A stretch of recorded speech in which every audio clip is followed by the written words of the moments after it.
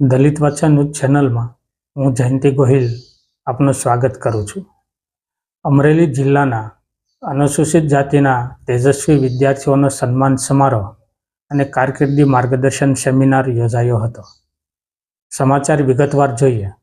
અમરેલી ખાતે તારીખ 22 માર્ચ 2025 શનિવારે સમગ્ર અમરેલી જિલ્લાના અનુસૂચિત જાતિ સમાજના પ્રતિભાવંત વિદ્યાર્થીઓનો તેમજ સરકારી નોકરી મેળવનાર ભાઈઓ બહેનોનો સન્માન સમારોહ ડૉક્ટર આંબેડકર ભવન અમરેલીમાં યોજાયો હતો.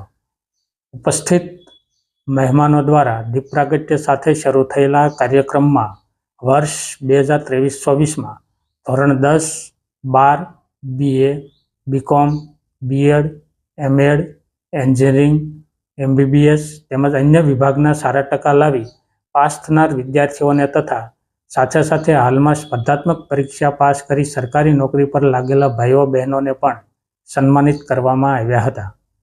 અનુસૂચિત જાતિ વિભાગના નાયબ નિયામક નિલેશભાઈ બગડાના અધ્યક્ષસ્થાને યોજાયેલા આ કાર્યક્રમમાં અમરેલી જિલ્લાના નાયબ જિલ્લા વિકાસ અધિકારી શ્રી અર્પણભાઈ ચાવડા, નાયબ જિલ્લા નિયામક શ્રી PD સરવૈયા જુનાગઢ, નાયબ જિલ્લા શિક્ષણાધિકારી શ્રી GM સોલંકી અમરેલી, મદદનીશ સમાજ કલ્યાણ અધિકારી શ્રી સોંદરવા તેમજ અન્ય મહાનુભાવો આ શૈક્ષણિક સેમિનારમાં ઉપસ્થિત રહ્યા હતા.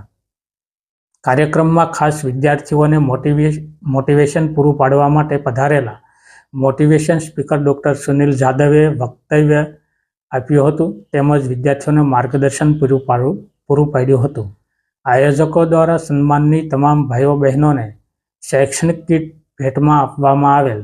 કાર્યક્રમ માટે સંજયભાઈ દાફડા, તુલસીભાઈ મકવાણા, આશીષભાઈ રાઠોડ, પ્રવીણભાઈ રાઠોડ, રજનીભાઈ સોલંકી, અરવિંદભાઈ મકવાણા દ્વારા સહયોગ આપવામાં આવ્યો હતો. સમગ્ર કાર્યક્રમનું આયોજન શરદભાઈ મકવાણા, રાજેશભાઈ દામોદરા, JB મકવાણા, પ્રકાશભાઈ વાઘેલા, રજનીભાઈ સોલંકી, અમિતભાઈ જોગેલ, વિજયભાઈ મયાત્રા, દીપકભાઈ બગડા સહિતના મિત્ર મંડળ દ્વારા કરવામાં આવ્યું હતું. GPSC પાસ કરીને અધિકારી બનેલા શ્રી નિલેશભાઈ બગડા અને અર્પણભાઈ ચાવડાએ પોતાના અનુભવો ટાંકીને સ્પર્ધાત્મક પરીક્ષાની તૈયારી કેવી રીતે કરવી જોઈએ તેમજ તૈયારી કરતી વખતે શું ધ્યાનમાં રાખવું જોઈએ તે વિશે વિદ્યાર્થીઓને માર્ગદર્શન આપ્યું હતું.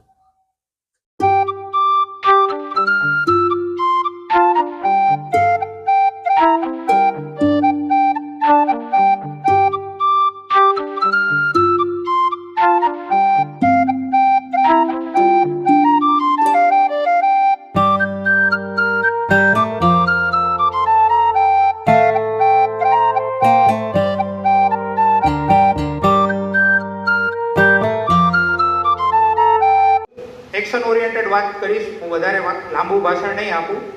વિદ્યાર્થીઓને બહુ મહત્વપૂર્ણ બાબતોને જ હું આવરીશ. 7 વર્ષ પહેલાં મારા વિદ્યાર્થી કાળ જીવનમાં એવી મારી શું આદતો હતી કે અહીંયા સુધી પહોંચવા માટે મને એ આદતોએ મદદ કરી. આપણું જીવન છે ને હંમેશા આદતોથી દોરવાયેલું રહેલું છે. આદત, હેબિટ આપણા જીવનની આખી દિશા જે નક્કી કરવાની નો પાયો છે, મૂળભૂત એકમ છે. એ કોઈ પણ હેબિટ હોય.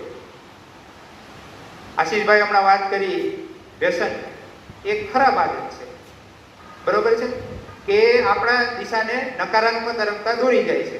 એની સામે કોઈ પોઝિટિવ હેબિટ, કોઈકને ફિટનેસનો ગોલ હોય, કોઈક વાંચનનો ગોલ હોય, કોઈ ઇતર પ્રવૃત્તિ કરતું હોય, કોઈને પબ્લિક સ્પીકિંગનો પણ ગોલ હોય, કોઈને એક્ટિંગનો શોખ હોય, તો એ પોઝિટિવ હેબિટ. કેમ? તો કે એ તમારી સ્કિલમાં ડેવલપમેન્ટ કરે છે, તમારા કૌશલ્યમાં વધારો કરે છે.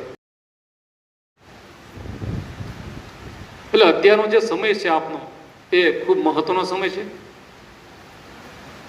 કેટલું વાંચવું જોઈએ એ પણ એક આપને હશે કે ભાઈ કેટલું વાંચવું જોઈએ, કોઈ પરીક્ષા પાસ કરી તો શું કરવું પડે અથવા શું ટાઈમ ટેબલ.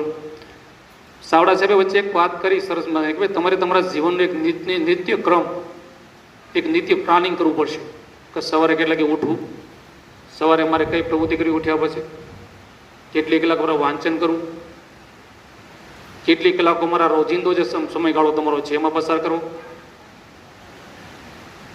આ બધું તમારે પ્લાનિંગ કરવું પડે. અને પ્લાનિંગ કર્યા બાદ એ પ્લાનિંગને વળગી રહેવું પડે. કોઈ પણ જ્યારે આયોજન સૈડા. એવો એક માણસ હતો કલેક્ટર બનીને બાબા સાહેબ આંબેડકર પાસે સૂટ બૂટ પહેરીને ગયો ગાડી લઈ. સાહેબ આ તમારા પ્રતાપે હું કલેક્ટર બની ગયો છું, હવે મારે શું કરવાનું? તો બાબા સાહેબે એક બહુ સરસ વાત એને કહી કે તું જા અને તું જે જગ્યાએ રહેતો હતો તે વિસ્તારમાં જા અને આપણા છોકરાઓને તારી લાલ લાઈટ વાળી ગાડી લે અને તું ત્યાં તારા ઘરે જાજે, એટલે આપણા છોકરાઓને પ્રેરણા મળશે કે અમારામાંનો આ એક છોકરો લાલ લાઈટ વાળી ગાડી લઈને આવ્યો છે ને, તો અમારે પણ લાલ લાઈટ વાળી ગાડીમાં બેસવું છે.